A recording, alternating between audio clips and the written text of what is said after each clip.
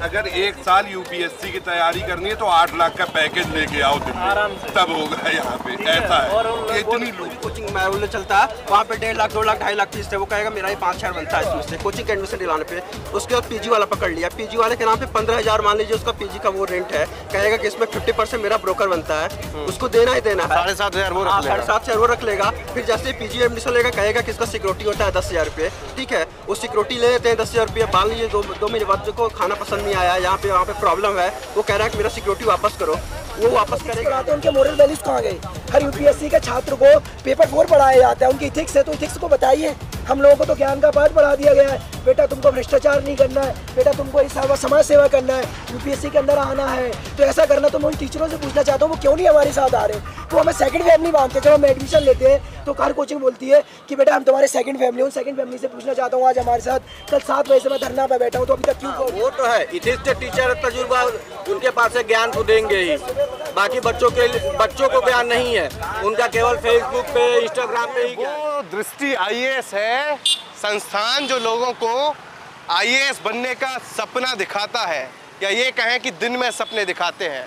और इसके फाउंडर विकास दिव्य कीर्ति जी जो शायद अभी लापता हैं, जो रील्स में आपको दिख जाएंगे, मोटिवेशनल वीडियोस में दिख जाएंगे, बड़े बड़े चैनल्स में इंटरव्यू देते हुए दिख जाएंगे, हर मामले में ज्ञान देते हुए दिख जाएंगे, चाहे वो राष्ट्रीय हो, अंतर्राष्ट्रीय हो, धर्म की बात हो, मोटिवेशन की बात हो, कोई भी मुद्दा हो, सियासत का मामला हो, सरकार का मामला हो, अधिकारियों का मामला हो, उनसे हर मामले में ज्ञान आप पेल के ले लीजिए। लेकिन जब दिल्ली केवल राजेंद्र नगर में राउज आईएएस स्टडी सर्कल के बेसमेंट में 3 छात्रों की जान चली गई, उसके बाद मुंह पर शायद टेप लगा है और वो एक तरीके से लापता है। ना कोई ट्वीट, ना कोई दुख जाहिर किया, ना छात्रों के बीच आए, ना छात्रों का जो दर्द है वो सुना समझा, सारा ज्ञान पता नहीं कहाँ चला गया, लापता हो गया, जैसे विकास दिव्य कीर्ति इस वक्त है। यही वजह है कि छात्रों में आक्रोश है, नाराजगी है, भयंकर गुस्सा है, जिसका नतीजा है ये सब। मैं इस वक्त मौजूद हूँ दिल्ली के मुखर्जी नगर इलाके में, यहाँ दृष्टि आईएएस विकास दिव्य कीर्ति जी का दफ्तर है।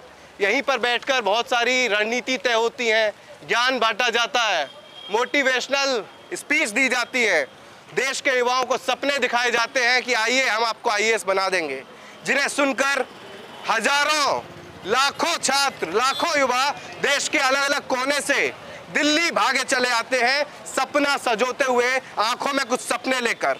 और ये उनके दफ्तर के अलावा यही बताया जा रहा है कि यहाँ विकास दिव्य कीर्ति जी का आवास है, यहीं वो रहते हैं। यही वजह है कि जो छात्र उन्हें अपना भगवान मानते थे, अब वो छात्र पिछले करीब 18-20 घंटे से यहाँ उनके दर्शन का इंतजार कर रहे हैं, उनके मार्गदर्शन की कामना रख रहे हैं और कह रहे हैं कि विकास दिव्य कीर्ति सर थोड़ा सा आइए, छात्रों का दुख बांट लीजिए, जो दर्द है, जो उनकी पीड़ा है, थोड़ी वो भी समझ लीजिए। लिख दिया यहाँ पर, जो भगवान मानते थे छात्र वो लिख रहे हैं, हम सब बहरे हैं, अंधे भी हैं, गूंगे भी हैं, जिसमें सिर्फ मणिकांत जो शिक्षक हैं, जो इन्हें पढ़ाते हैं, ज्ञान बांटते हैं, अखिल मूर्ति, अवध ओझा, खान सर, विकास दिव्य कीर्ति, बी सिंह, राउज आईएएस, अभिनय शर्मा, राकेश यादव, गगन प्रताप, अलक पांडे, सुमित, ऐसे तमाम नाम हैं जिन्हें अब ये छात्र पुकार रहे हैं कि हम बड़ी समस्या में हैं, बड़ी पीड़ा में हैं, बहुत दर्द से गुजर रहे हैं साहब, आ जाइए, थोड़ा हमारा ध्यान रख लीजिए, थोड़ा सा ख्याल कर लीजिए। कड़ाके की धूप है, देखिए हम भी पसीनों में लथपथ हैं, तो वहीं यहाँ छात्र हैं जो अपने हक के लिए, अपनी मांगों के लिए, अपने साथी छात्रों के साथ जो हादसा हुआ, जो उनकी जान गई, उसके इंसाफ के लिए धरने पर बैठे हैं और चाहते हैं कि ये जो बड़े बड़े मोटिवेशनल स्पीकर हैं वो 2 शब्द बोल दें, अपना मुंह खोल दें, मुंह में दही जमा कर इस तरह ना बैठे जिस तरह वो बहुत बहुत ज्ञान दिया करते थे। अब तो कुछ बोल लीजिए, इन छात्रों से समझेंगे क्या चाहते हैं वो, किस तरीके से जो इन्हें सपने दिखाते थे, अब जब उनकी ज़रूरत है खड़े होने की साथ में तो वही लापता है, मिस्टर इंडिया हो गए शायद कि वो ढूंढे नहीं मिल रहे। यहाँ दफ्तर बंद है, सामने उनका आवास है, वहाँ भी कुछ पता नहीं चल पा रहा है। आसपास पुलिस आ रही है, समझा रही है, छात्रों को शांत करा रही है कि आप छोड़िए, कहाँ अपना भविष्य खराब कर रहे हैं। लेकिन ये छात्र है, कह रहे हैं कि साथी तो चले गए हमारे 3, एक हफ्ते के अंदर अब बाकी कोई और हादसा ना हो जाए, बाकी और कोई दुर्घटना या बड़ी घटना ना हो जाए। छात्रों जो बेकार जिंदगी जी रहे हैं, जो पीड़ा सह रहे हैं यहाँ पर, उनको थोड़ी सी उनको इंसाफ मिल जाए, उनकी ज़िंदगी में थोड़ा बदलाव आ जाए, इसी को लेकर यहाँ छात्रों ने मोर्चा खोल दिया है। तमाम मांगे हैं। अब यहाँ देखिए, यहाँ मीडिया का भी लगातार जमावड़ा है। ये छात्र क्या चाहते हैं? इन्हें जो उम्मीद थी अपने रहनुमाओं से, जो विकास दिव्य कीर्ति समेत तमाम लोग रहनुमा बने बैठे थे, वही लापता है। तो कितना दुख होता होगा सोचिए, जिन्हें सुनकर ये लोग यहाँ आते हैं, अपना घर बार छोड़कर दिन रात पढ़ते हैं, मजबूरियों में रहते हैं, छोटे कमरे में रह रहा, कोई कैसे कैसे पेट काट कर खर्चा चलाते हैं, लेकिन वही ज्ञान बांटने वाले अब लापता हैं। आप यहीं प्रोटेस्ट में आए जी? क्या नाम है आपका? मोहित चौधरी। कहाँ से आए? दिल्ली से ही। जिनका ज्ञान सुनकर पब्लिक और युवा दौड़े दौड़े चले आते हैं, अब आप उन्हीं की आस में बैठे हैं, इंतजार में। तो दो शब्द बोले तो सही कोई, जब इतना मोटिवेशनल स्पीकर सब लोग बने हुए हैं, अवध हो जाए हैं, बड़े बड़े टीचर हैं, वो लोग कोई बाहर नहीं आ रहे हैं। अब बच्चों की कोई समस्या को लो, सब फैमिलियर हो जाते हैं एडमिशन के टाइम पे, अब कोई भी नहीं आ रहा है बच्चों की समस्या के लिए। सबसे भ्रष्ट डिपार्टमेंट अगर दिल्ली के अंदर कोई MCD है, उसके वो पैसे लेती है और हर चीज़ यहाँ पर चलती है।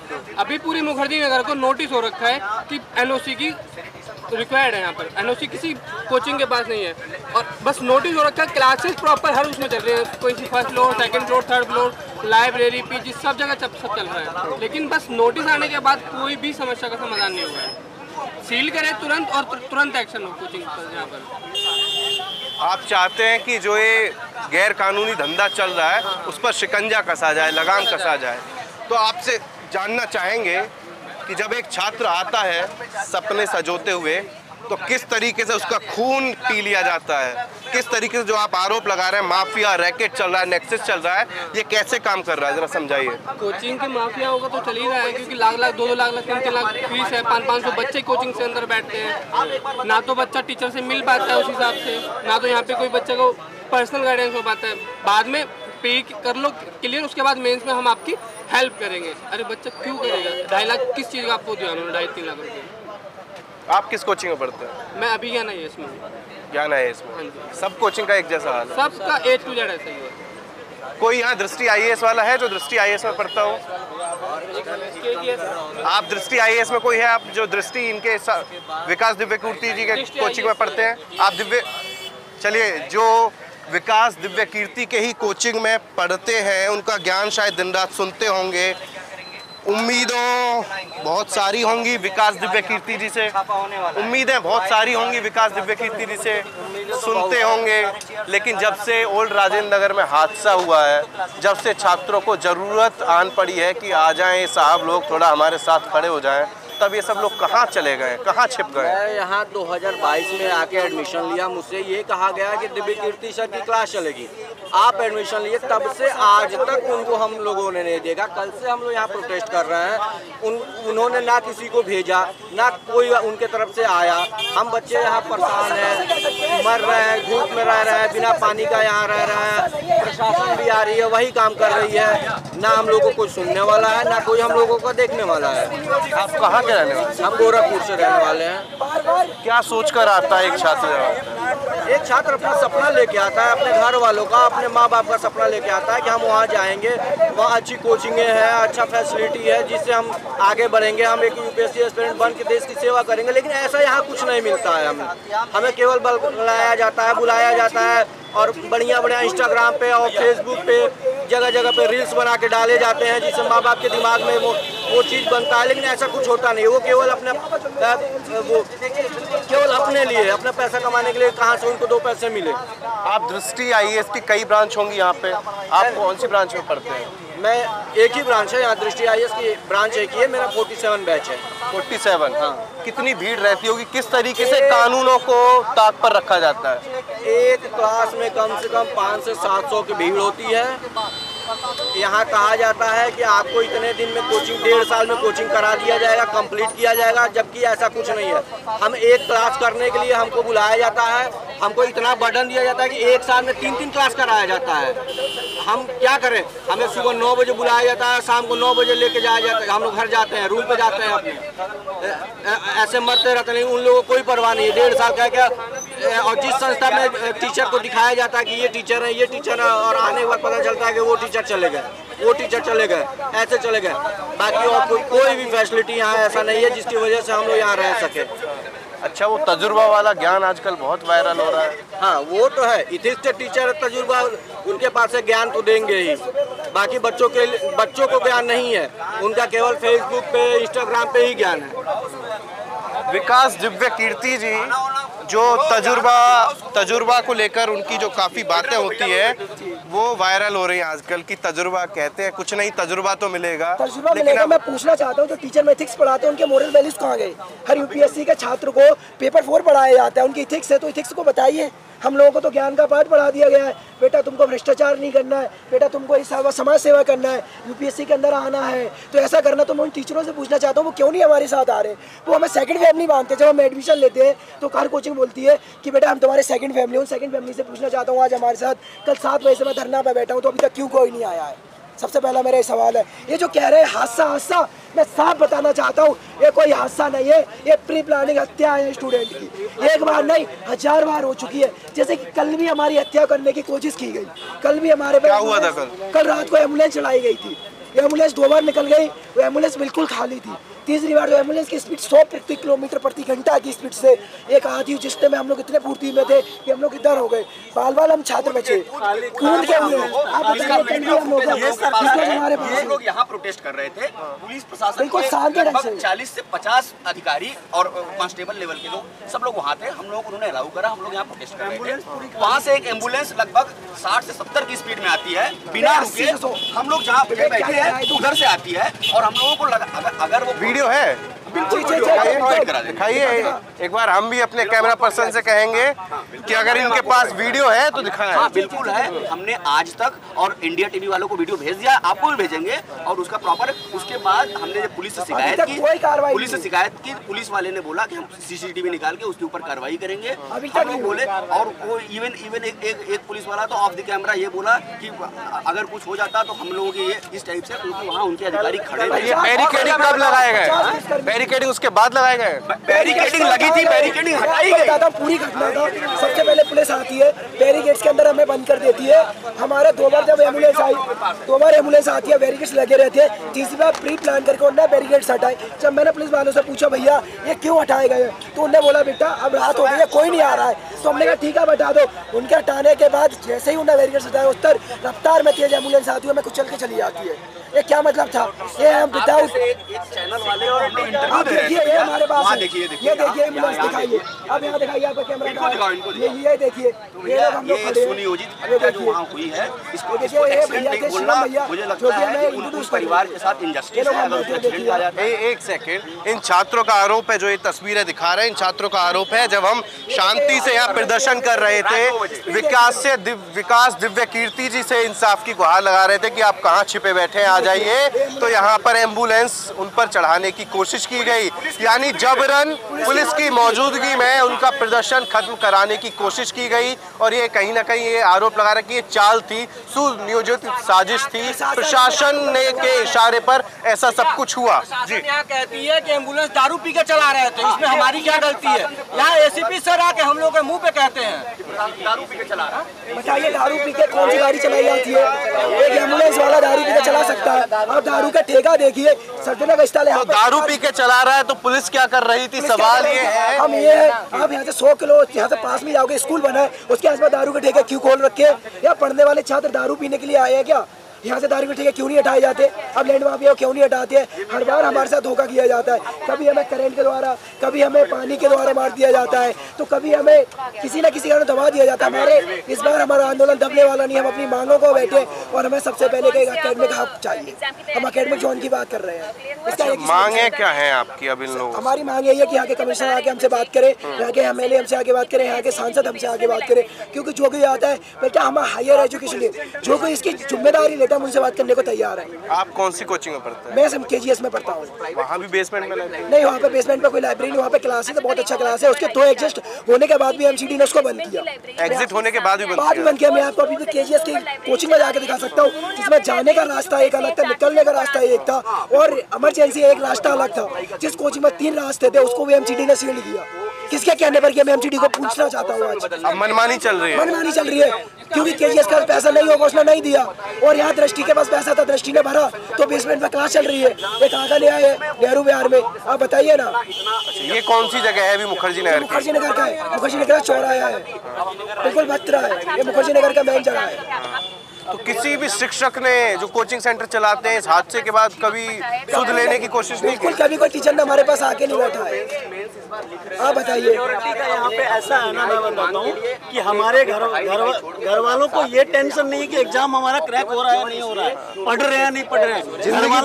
घर वालों को ये टेंशन है कि जिंदा है या नहीं है, सुरक्षित है या नहीं है। घर वालों को ये इस चीज की ज्यादा टेंशन है। पढ़ाई से हमारा यहाँ पे हम जैसे ये स्टूडेंट है, हम इनका सपोर्ट करेंगे, ये मेरा सपोर्ट करेंगे, और यहाँ पे कोई सपोर्ट एक दूसरे का। टीचर खुद इनिशिएटिव लेने के लिए तैयार नहीं है सर। अब ये जो चिंता है वो और ज्यादा बढ़ गई है क्योंकि पटेल नगर में नीलेश राय, ओल्ड राजेंद्र नगर में नेविन, तान्या और श्रेया, जब से इनकी मौत हुई है उसके बाद घर वालों की चिंता बढ़ना लाजमी है, उनको भी डर लगना लाजमी है। कुछ और छात्र भी हैं। गांधी विहार नेहरू जी, आप कभी गांधी विहार नेहरू विहार जाइए, वहाँ घरों की हालत देखिए। लड़के अपने बालकनी में निकलते तो तारों के बीच में निकलते। अगर एक हाथ लग गया गलती से तो किस दिन कोई बड़ा हादसा हो जाए इसका कोई जिम्मेदार नहीं। तार जमीन पे पड़े हैं बालकनी में, गुच्छे बने बालकनी के सामने, इतनी दूरी पर 2-2 इंच के तार, ये तार बालकनी में निकले कि टहलने बालकनी में जा नहीं सकता कोई, बालकनी में डर के मारे, इतना वो है। नेहरू विहार, गांधी विहार, हर जगह। और ये कोचिंग वाले बेसमेंट की बात ही नहीं, बेसमेंट तो एक वहाँ एक इंसिडेंट हो गया इसलिए बेसमेंट चल रहा है, लेकिन कोई भी कॉमर्शियल बिल्डिंग कोई भी MCD के नॉर्म्स नहीं फॉलो करता। एंट्री एग्जिट कहीं अलग नहीं है। एक क्लास में 200 बच्चे बैठते हैं, एक एंट्री एक एग्जिट। अगर कोई बात हो जाए लड़के जाएंगे भगदड़ में फंस जाएंगे। किसी भी तरह का हादसा हो जाए तो बचने चांस नहीं है। एक जीना है, एक से आना जाना, सीधे मौत होगी। तो इसे शिक्षा का व्यापार कहें या छात्रों के आरोपों के मुताबिक इसे मौत का व्यापार या मौत का अड्डा, मौत का कुआं कहना गलत नहीं होगा। भैया आपका नाम क्या है? स्वदीप जी, कब से बैठे हैं आप? सुबह से बैठा हूँ आज। सुबह से। क्या चाहते हैं? क्या लग रहा है इतना बड़ा हादसा होने के बाद, MCD के एक्शन होने के बाद अब कोई व्यवस्था में सुधार आ जाएगा, या ये जो ज्ञान बांटने वाले तमाम मेंटोर हैं ये इन सब के थोड़े आचरण में, व्यवहार में, या इनके ज्ञान बांटने में थोड़ी कमी आएगी, बदलाव आ जाएगा, या छात्रों के हितों को देखते हुए कोई फैसला ले लेंगे? सारी बातों का एक ही मतलब है कि छात्रों के हितों को ध्यान में रखते हुए अगर फैसला लिया जाए तो ज़्यादा अच्छा है, क्योंकि जो लोग ज्ञान बांट रहे हैं वो ज्ञान बांटेंगे ही, उससे धंधा चलता है उनका, यूट्यूब पे वायरल होंगे, धन आएगा, इसलिए भी ज्ञान बांटते हैं। ज्ञान बांटना होता तो अभी तक आके कुछ मोरली सपोर्ट इनको भी किए होते, साथ में खड़े होते, उनकी टीम का कोई मेंबर आके खड़ा होता। तो इस तरीके से अगर प्रशासन और कोचिंग इंडस्ट्री दोनों की मिली भगत है ये हादसा या हत्या जो भी कह लें आप, इसको सुधारने के लिए प्रशासन को प्रयास करना चाहिए। अब मुझे तो ऐसा लगता है कि पार्लियामेंट में एक बिल पास होना चाहिए इसको लेकर के, कोचिंग इंस्टीट्यूट के ऊपर रेगुलेशंस होने चाहिए कि कौन सा इंस्टीट्यूट कितना फीस रखेगा। यहाँ पे मनमाना से ज़्यादा ज़रूरत है उस रेगुलेशंस की मॉनिटरिंग। रेगुलेशंस तो पहले से है, तो अभी तो बिल्कुल जब बनेगा तब तो मॉनिटरिंग होगी, वैसे होती नहीं है। क्योंकि अभी मैं कुछ देर पहले भी बता रहा था कि जो यहाँ पे लास्ट ईयर हादसा हुआ था उसके बाद बहुत सारे नियम आए कि किसी कोचिंग के पास NOC नहीं होगी तो इंस्टीट्यूट नहीं चलेगा। उसके बाद भी देखो चल रहा है, धड़ल्ले से चल रहा है। उसमें दूसरा हादसा राजेंद्र नगर में वहाँ पे स्टूडेंट केयर सपोर्ट एक ऑर्गेनाइजेशन होनी चाहिए। वहाँ पे जैसे पुलिस स्टेशन है वैसे स्टूडेंट के केयर के लिए एक अलग से पुलिस सपोर्ट है। वहाँ पे वो स्ट्रिक्टली से जो लॉ बने केयर सपोर्ट होनी चाहिए, लेकिन जिनके भरोसे, हमारा सवाल है जिनके भरोसे आप लोग आते हैं, ये चाहे वो स्वदेश हो, चाहे आप हो, और वो जो नेशनल पॉलिसीज़ पे बात करते हैं, इंटरनेशनल पॉलिसीज़ पे बात करते हैं, सोशल इश्यूज़ पे बात करते हैं, सियासत पे बात करते हैं, हर मुद्दे पर उनके पास ज्ञान है। लेकिन जब छात्रों के ज़िंदगी के खिलवाड़ की बात आ रही है, छात्रों के साथ जो हादसा हुआ, जो जाने जा रही है, उसकी बात आ रही है, तब शर्मनाक तो ये है कि मतलब कोई आगे आने को तैयार नहीं है, ना इनिशिएटिव लेने को तैयार है। तब आएंगे जब थोड़ी भीड़ बढ़ जाएगी कि उनका चेहरा और पॉपुलर होगा, दिखाने के लिए चैनल्स पे अपने कि मैं गया, सपोर्ट किया, फला फला किया। शुरुआत में कोई नहीं आता, आएंगे जब भीड़ बढ़ेगी ना, तो वही जो आपने बताया ना ज्ञान देने, तो ज्ञान देने जरूर आएंगे, लेकिन उसका फ़ायदा क्या होगा ये मुझे नहीं लगता कुछ भी।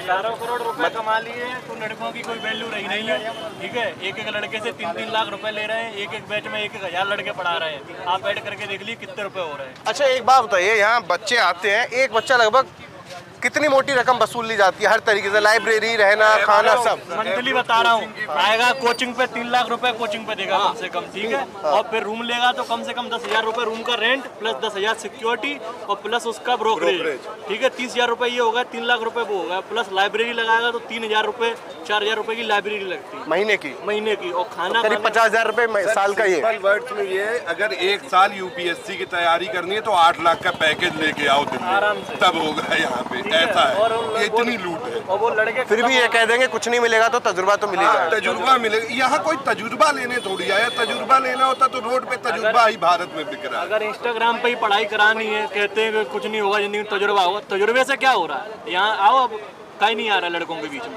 सर जैसे यहाँ पे जैसे मुखर्जी नगर में पहले बच्चा यहाँ पे कदम रखता है, उसका सोशल स्टार्ट हो जाता है। जैसे वो 12 पे आएगा, उसको ब्रोकरेज से पकड़ लेगा ब्रोकर, उसको पीजी दिलाने के नाम पे कहेगा कि मुझे 50% चाहिए। अच्छा, मतलब जैसे ही आप स्टेशन पर आए एजेंट आ जाएंगे। जैसे मेट्रो, मैं दिल्ली रेलवे स्टेशन पे आया, उसके बाद मेट्रो स्टेशन पे आएगा, जैसे वो 12 पे आएगा उसको एक ब्रोकर पकड़ेगा, कोचिंग वाला, ठीक है।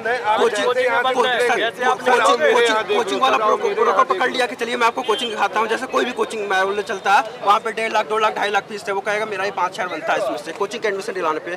उसके बाद पीजी वाला पकड़ लिया, पीजी वाले के नाम पे 15,000 मान लीजिए उसका पीजी का वो रेंट है, कहेगा कि इसमें 50% मेरा ब्रोकर बनता है, उसको देना ही देना है। 7,500 वो रख लेगा। 7,500 वो रख लेगा। फिर जैसे पीजी एडमिशन लेगा, कहेगा कि इसका सिक्योरिटी होता है 10,000 रुपये, ठीक है। वो सिक्योरिटी ले लेते हैं 10,000 रुपये। मान लीजिए 2 महीने बाद को खाना पसंद नहीं आया, यहाँ पे प्रॉब्लम है, वो कह रहा है कि मेरा सिक्योरिटी वापस करो, वो वापस करेगा ही नहीं। मतलब कहेगा कि हाँ ठीक है 10 दिन बाद दे दूंगा, 5 दिन बाद दे दूंगा, लेकिन इस उनके चक्कर लगाए पड़े। हाँ, उसके चक्कर लगा, उसके बाद धमकाना स्टार्ट कर देते हैं सर। अब कोई भी पुलिस का कोई सपोर्ट नहीं, कोई म्युनिसिपैलिटी का कोई सपोर्ट नहीं, मतलब वो बच्चा किसके यहाँ कंप्लेन। अच्छा, एक कहा जाता है कि रेंट कमिश्नर होता है, तो वो सब यहाँ पे एक प्रॉपर स्टूडेंट केयर सपोर्ट का पुलिस होना चाहिए सर, जहाँ बच्चे अपनी कंप्लेन दर्ज करा सके कि मुझे रेंट वापस नहीं मिल रहा है, मेरा ब्रोकरेज वापस नहीं मिल रहा है, मेरा सिक्योरिटी मनी वापस नहीं मिल रहा है सर। और सर एक और चीज, छात्रों की समस्या है जो सर, एक और चीज सर, यहाँ पे प्रॉपर पार्लियामेंट से एक बिल पास है सर। जैसे यहाँ पे कोई बच्चा अगर 2.5 लाख में कोचिंग में एडमिशन लेता है और उसे 1 महीने या 15 दिन के अंदर उसे समझ में नहीं आता है कोचिंग में, वो चाहता है कि मेरा 100% फीस रिफंड वापस दो, लेकिन ये लोग नहीं देते हैं सर। और बच्चे को मालूम भी नहीं है कहाँ जाए, वो किसके पास कंप्लेन करे, पुलिस के पास कंप्लेन करे कि म्युनिसिपैलिटी में जाए कि डीएम के यहाँ कंप्लेन करे। कोई कंप्लेन करेगा भी तो कोई नहीं सर। पिछले 2 सालों में ये घटना, पिछले 2 सालों में इसी मुखर्जी नगर में कम से कम 10 बार पीजी में आग लगने की घटना हुई, कम से कम 10 बार पिछले 2 गर्मियों में आग लगी पीजी में। भले कोई घायल उस तरीके का नहीं हुआ तो न्यूज नहीं बन पाई, वो सेंसेशन नहीं क्रिएट हुआ। अभी पिछले साल ये संस्कृति कोचिंग में लड़के, आप लोग भी देखे होंगे वीडियो, तारों से कूद रहे थे। उसके बाद भी प्रशासन अगर ध्यान देता, कम से कम 10 बार गर्ल्स पीजी में आग लगी है, बॉयज पीजी में आग लगी। पीजी में आग लगना यहाँ आम घटना है। कुल मिलाकर आपकी एक बात में ख़त्म कर देते हैं, कुल मिलाकर ये कहना चाह रहे हैं, जब हादसा हो जाता है, जब जान चली जाती है, तब जो जिम्मेदार हैं उन्हें नियम कानून याद आते हैं, तब उनकी कुंभकर्ण वाली नींद जागती है, तब वो आनंद फानंद में कार्रवाई करते हैं, कुछ दिन बाद फिर से सो जाते हैं। सर सबसे मेन इंपॉर्टेंट बात है, फिर रिपीट होगा सर, फिर यहाँ कहीं आग लगेगी, फिर कहीं बेसमेंट में पानी जाएगा, फिर किसी मामला 7 दिन में ठंडा हो जाएगा, सारी कोचिंग खुल जाएंगी। हम लोग यहाँ बैठे कल रात, कोई एक एमसीडी का अधिकारी नहीं ये देखने आया कि क्या हमारी डिमांड है या एमसीडी की तरफ से क्या होना चाहिए। कोई पुलिस देखने आ रही है सर, पुलिस का ये जुरिडिक्शन है ही नहीं कि पुलिस कुछ कर पाए इसमें। पुलिस साहब कहेगी हम क्या करें, पुलिस आपके लिए आ रही होगी। हाँ, हम लोग के लिए आती है, इनको हटाओ, लॉ ऑर्डर का सिचुएशन है, इनको हटाओ। अभी सर यहाँ पे कोई मुखर्जी नगर पुलिस स्टेशन में कोई कंप्लेन करने जाएगा कि मेरा सिक्योरिटी वापस नहीं हो रहा है, वहाँ पे कोई एक्शन नहीं लेगा सर, जबकि उनको चाहिए कि वहाँ पे एक्शन ले प्रॉपर, जबकि मेरे पास सबूत है कि मैंने सिक्योरिटी। क्या लगता है क्यों नहीं करते होंगे? क्यों नहीं करते? क्योंकि सब मिनिस्टर है सर, सब डायरेक्ट सब पीजी वाला कहता है कि मेरा कमिश्नर म्यूनसिपैलिटी से मेरा पुलिस स्टेशन पे मंथली जाता है, भ्रष्टाचार मंथली जाता है, डायरेक्ट खुल के कह रहा है वो। देखिए भ्रष्टाचार के आरोप लगाते हैं, लेकिन एक सवाल जायज है, आप भ्रष्ट हैं मान लीजिए, अरे आप पैसे ले रहे हैं लेकिन काम तो कम से कम कर लीजिए, जो छात्रों की जान ना जाए, जो ऐसे तमाम जो छात्र हैं जो अब डरे सहमे हुए हैं उनकी जिंदगी से ऐसे खिलवाड़ ना हो। आप कमीशन ले रहे हैं, आप खूब अपनी मोटी कमाई कर रहे हैं, तो कम से कम ऐसे नींद में कुंभकर्ण की तरह तो मस्त हो जाइए बेफिक्र होकर। इसके अलावा एक और सवाल, आप बताइएगा वो सही है या गलत? अभी जो हादसे में 3 छात्रों की जान गई है, उन्हें 10 लाख रुपए प्रति छात्र मुआवजे का ऐलान किया गया है। जैसा मैंने इन सभी छात्रों से यहाँ बात की, उन्होंने बताया जब छात्र यहाँ आते हैं तो करीब 7 से 8 लाख रुपए तो सालाना यहीं खर्च हो जाता है। जब वो एडमिशन लिए होंगे, लाखों रुपए मोटी फीस दिए होंगे, ब्रोकरेज दिए होंगे, पीजी का किराया दिए होंगे और भी तमाम खर्च किए होंगे। तो जो 10 लाख रुपए आप मुआवजा दे रहे हैं तो उसको अब क्या ही कहें, कैसा ये मुआवजा है जिससे आधा लगभग कितना दिन खर्च हो गया होगा। तो ये है आम इंसान की ज़िंदगी की कीमत, ये है जो देश का भविष्य कहा जाता है युवा, उसकी कीमत, ये है आईएएस का सपना जो सोच बैठे थे उसकी कीमत। जान तो जान गई, उसके बाद मुआवजे का मरहम कैसा है वो आप खुद हमें कमेंट बॉक्स में बताइए। अगर कुछ हमसे भूल गए हो कोई सवाल तो आप हमें समझाइए, आप इस पर क्या सोच रहे हैं, इस भ्रष्ट सिस्टम पर, करप्शन पर और ऐसे तमाम रहनुमाओं पर, ज्ञान बांटने वालों पर जो अभी लापता है, जिन्हें ये ऐसे हजारों छात्र सोच रहे हैं कि आ जाइए सर थोड़ा सा हमारे दुख दर्द में शामिल हो जाइए। ऐसे तमाम सवाल हैं। यहाँ मीडिया का जमावड़ा है, हर कोई इन छात्रों की परेशानी और दुख देखना, समझना, जानना चाह रहा है। फिलहाल इस वीडियो में इतना ही, फिर जल्दी मुलाकात होगी इन्हीं किसी छात्रों के बीच से, उनकी समस्याओं के बीच से, उनके जो मांगे हैं, उनका जो दर्द है, इन सबको फिर किसी वीडियो में जल्द आपके सामने लेकर आएंगे। कैमरा पर्सन सचिन यादव के साथ मैं राहुल ठाकुर, मुखर्जी नगर, दिल्ली। नमस्कार।